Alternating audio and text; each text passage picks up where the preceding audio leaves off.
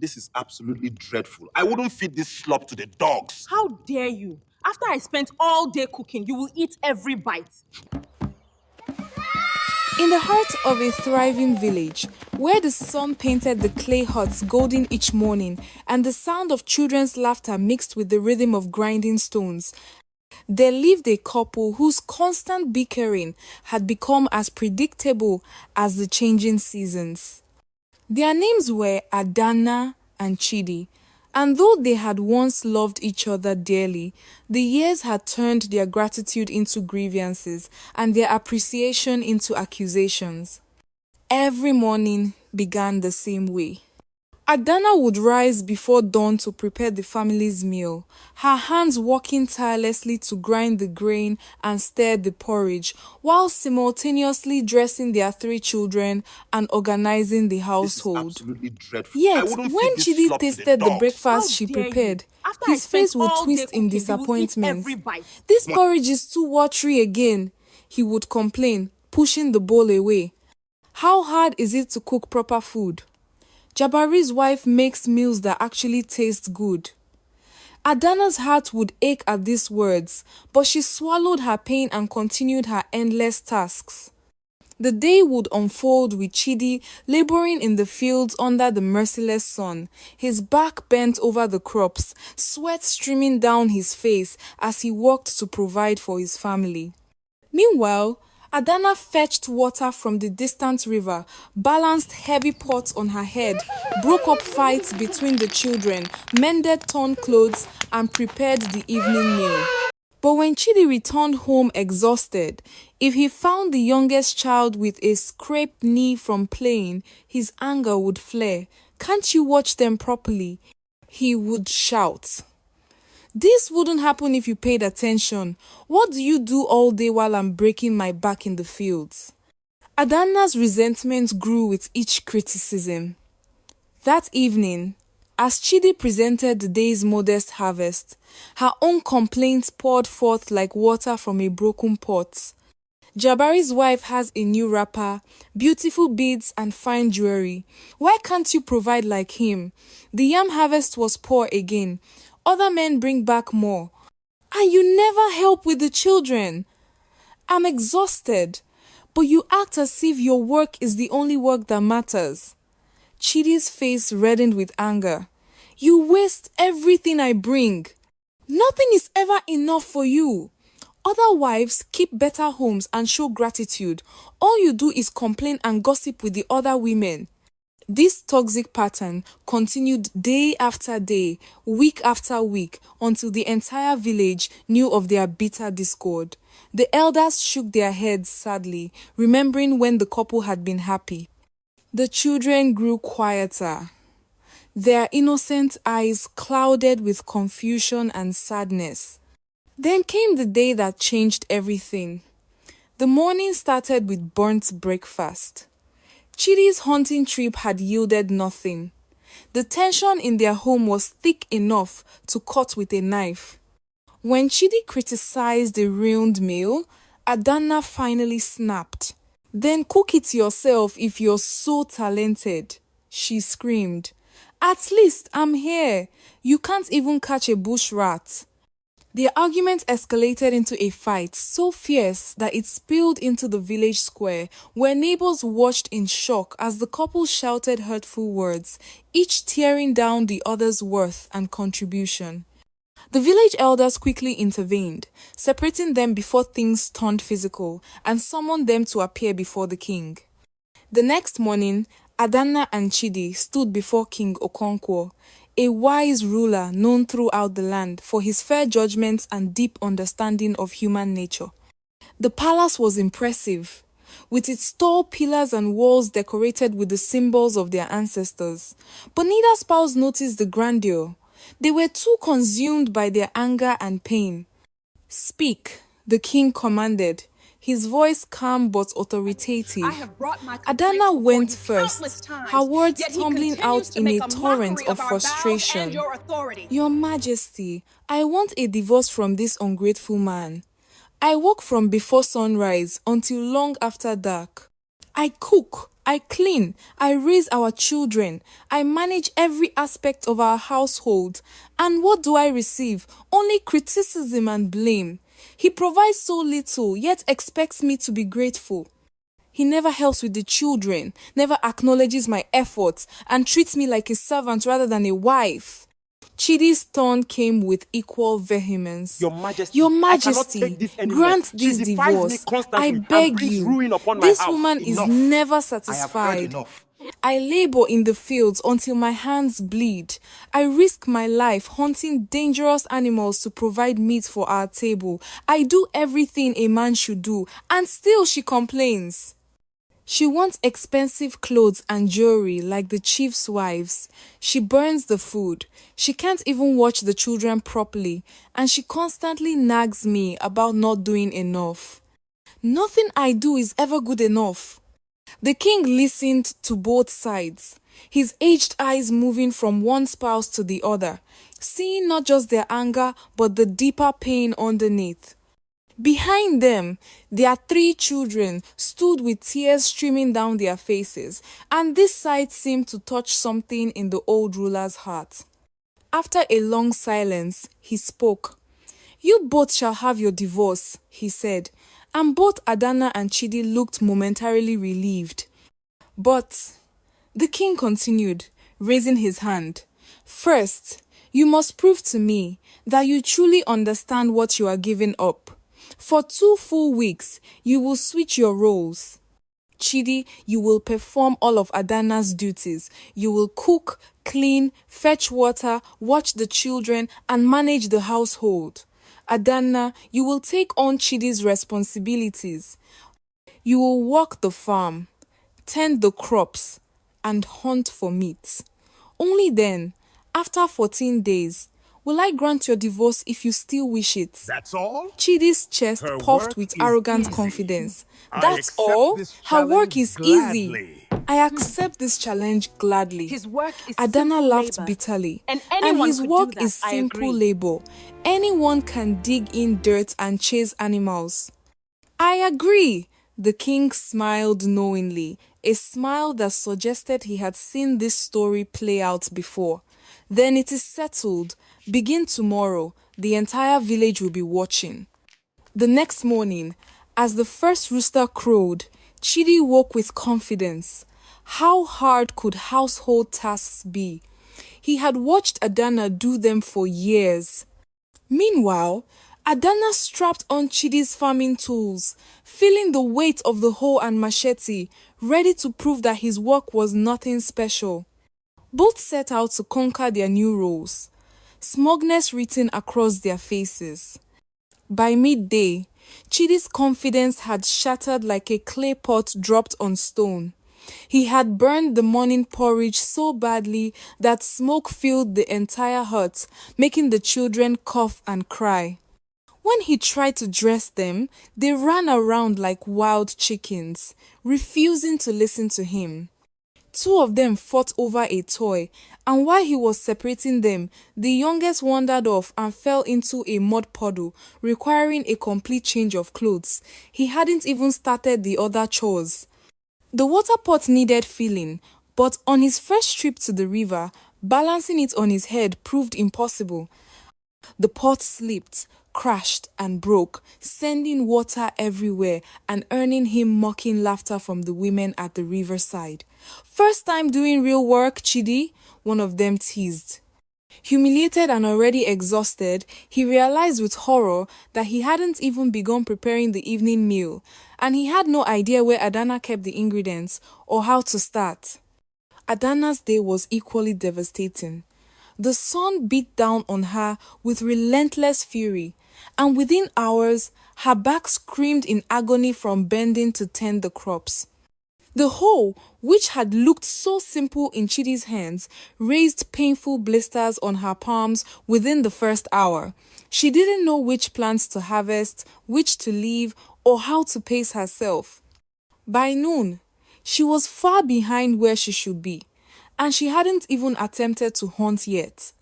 When she tried venturing into the forest with Chidi's spear, she got lost almost immediately. Strange sounds surrounded her, Every shadow seemed to hide danger, and after hours of fruitless searching, she returned home empty-handed, her body aching and her spirit crushed. That evening, both arrived home defeated. The dinner Chidi had attempted was inedible, the house was in chaos, and the children were hungry and crying. For the first time, Adanna and Chidi made eye contact across the disaster of their home, and something flickered between them, a crack in their armor of pride, but both were too stubborn to admit their struggles aloud. The days that followed were a descent into humbling reality. On the third day, Chidi attempted to weave cloth to mend the children's torn garments, something he had seen Adanna do countless times. His fingers, strong from farm work but clumsy at delicate tasks, created a tangled mess. At the market, he tried to haggle for ingredients, but was easily cheated by vendors who recognized his inexperience. The other women smirked at his fumbling, and he felt the sting of being underestimated. Meanwhile, one of the children developed a fever, and he had to care for her while simultaneously trying to cook, clean, and manage everything else. There was no break, no moment of rest, no time to sit and catch his breath. The realization hit him like a physical blow. Adanna never got breaks. Her work never ended. It stretched from before dawn until after everyone else was asleep. Adanna's third day brought her face to face with real danger.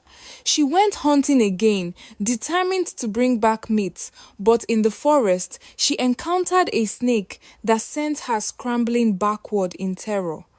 Thorns tore at her skin, and the heavy humidity made every breath difficult.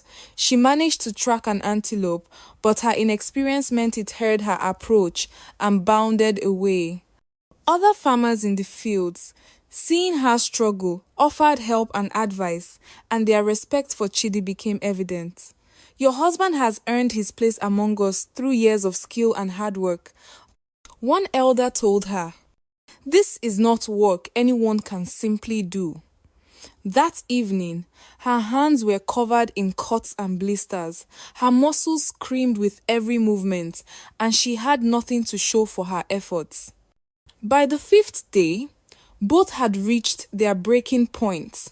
Chidi, attempting to cook a proper pot of soup, somehow managed to ruin it completely. The soup burned, stuck to the pot, and filled the house with acrid smoke. That evening, the children had to eat only plain yam, and when his youngest daughter asked sadly, "When is Mama coming back to cook?" Chidi's heart shattered. He saw the disappointment in their innocent eyes and realized how much his criticism must have hurt Adanna all these years. That night, while cleaning, he discovered Adanna's hidden notes, detailed lists of everything that needed to be done, when and how. Her system was elaborate and intelligent, every task carefully planned and managed. He wept, understanding for the first time the invisible labor, the mental burden of managing everything. Adanna's fifth day brought physical injury when she twisted her ankle badly while working the field. Despite her best efforts, her crop yield was pathetic compared to what Chidi usually produced. She attempted to hunt once more, but a wild boar charged at her, and she barely escaped serious injury. An elder farmer found her afterward, shaking and crying, and sat with her. "Your husband has skill, born from years of learning and experience," he said gently. "He risks his life for your family every day. That deserves respect." Adanna nodded, tears streaming down her face as she finally understood what she had been too blind to see. On the seventh night, both returned home utterly broken. The house was struggling. The children missed their parents in their proper roles, and the weight of failure hung heavy in the air. Neither could sleep. Finally, In the darkness, Chidi spoke, his voice cracking with emotion. Adanna, I had no idea. The endless tasks, the constant attention the children need, the way one problem leads to another with no rest in between. You never stop working. I have been so blind, so cruel. Adanna's voice was equally raw. And I never understood the physical pain, the danger you face, the pressure to provide, the skill required for everything you do. I took it all for granted. Chidi, I am so sorry. I see you now. I finally see you. The remaining days of their challenge transformed. They began helping each other despite the king's rules, unable to watch their partner struggle. Chidi asked Adanna for cooking advice, and she patiently taught him. Adanna asked about farming techniques, and Chidi guided her hands. They worked together instead of competing, and slowly their competence improved. More importantly, their hearts softened toward each other. The village noticed the change, how they looked at each other with new eyes, how gentleness had replaced contempt. When the 14 days ended, Adanna and Chidi returned to the palace. King Okonkwo sat on his throne, his expression neutral. You have completed the challenge, he said. Have you proven your cases for divorce? Both fell to their knees together, and Chidi spoke first, his voice thick with emotion. Your Majesty, I came here demanding divorce because I thought my wife did easy work and should be grateful for my provision. I was a fool. I never understood the invisible labor, the constant multitasking, the way she manages 100 things. I never even noticed. She keeps our children safe, our home running, our family fed, all while receiving only my criticism. I was blind to her sacrifices, and I am ashamed.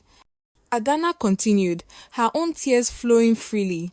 And I, Your Majesty, thought my husband's work was simple, that any man could do it. I was wrong.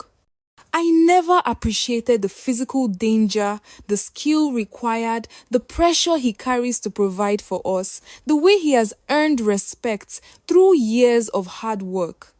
I criticized him for not giving me luxuries when he was giving me everything he had. I was deaf to his struggles, and I am deeply sorry. The king's stern expression finally broke into a warm smile.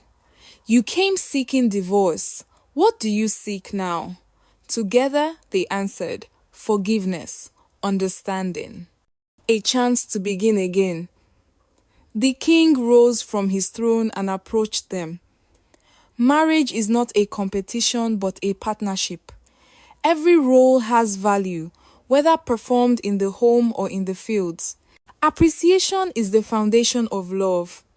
You walked in each other's shoes not to prove each other wrong, but to understand each other better. This is wisdom. Go home and build your marriage anew on the foundation of gratitude. Adanna and Chidi returned home transformed. They resumed their original roles, but everything was different. When Adanna placed breakfast before Chidi, he took her hand and said, "Thank you for this meal and for everything you do." When Chidi returned from the fields, Adanna welcomed him with warm water to wash and words of appreciation for his provision. He helped with the children without being asked. She stopped comparing him to other men. Their home filled with laughter again, and their children blossomed in the warmth of their parents' renewed love. Word of their transformation spread through the village. Other couples, seeing the change in Adanna and Chidi, began examining their own marriages with new eyes. The story became a teaching tale, passed from generation to generation, a reminder that the heaviest load is carried by those we take for granted, and that until you walk another's path, you cannot judge their journey. And in that village, Adanna and Chidi lived out their days in gratitude, their love deeper than before, strengthened by the wisdom that sometimes we must lose sight of what we have to truly see its value.